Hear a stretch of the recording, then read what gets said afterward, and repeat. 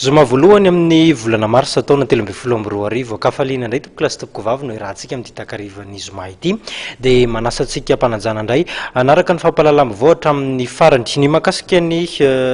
famotsoran-keloka eo ihany koa ny fanohikevitra samihafa eo amin'ny tontolo politika ary ny makasika ilay note vaovao navoakany teo anivon'ny ministeran'ny fitaterana ho an'ny mpitatitra fiaravaventy ireo no matoa amin'ny vaovao isan'ny songadina hoentina amintsika ary amin'ny takariva ity fa Omaly no navoakany teo anivon'ny voamiera manokana misahana ny famotsoran-keloka eo anivon'ny Fitsarana Tampony ny lisitra ho an'ireo mahazo ny famotsoran-keloka na ilay antsoina hoe amnistie large et plein-droit misa 12 moa izy ireo no voakasika izy ity ny andendiny hoentin'ny volaravaovy eo amin'ny sary ny tsirako toarson.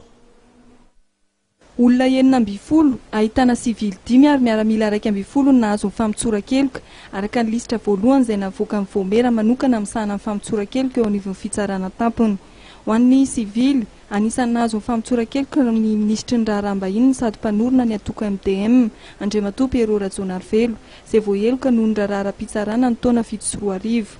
nahazo ny famotsoran-keloka ihany koa ny CST na Kelian'ny Rosa avy amin'ny ankolafy Ravalomanana ary CST amin'izao fotoana izao. Ity mpanao politika ity izay voaheloka ara-pitsarana atao anatin'ny fitondrana teteza vimita tarihan'Andriamatoa Andry Rajoelina ny marimarina kokoa ny volana meraka 24. Anisan'ny sivily nahazo ny famotsoran-keloka ihany koa ny gouvernoura Mahajanga teo aloha Andriamatoa Emilson. Anisan'ny ao anatin'ny lisitra ihany koa i Tata Roland Emile Andrianiana Robson Dino.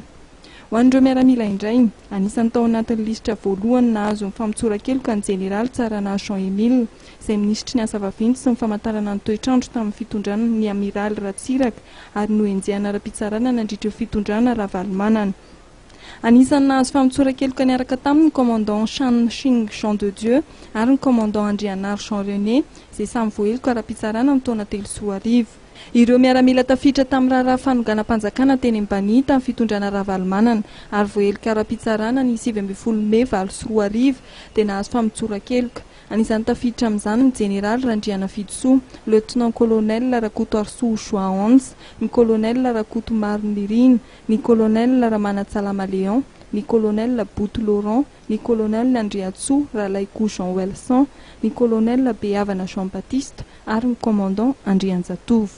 Ireo nahazo ny famotsoran-keloka ireo dia nametraka tota-taratasy teo anivon'ny Fitsarana Tampony teo anelanelany 7 Novambra 2024 hatramin'ny 15 Novambra 2024. Araka ny fantatra dia mbola hisy ny lisitra manaraka izay avoakan'ny voamiera manokana misahana ny famotsoran-keloka eo anivon'ny Fitsarana Tampony.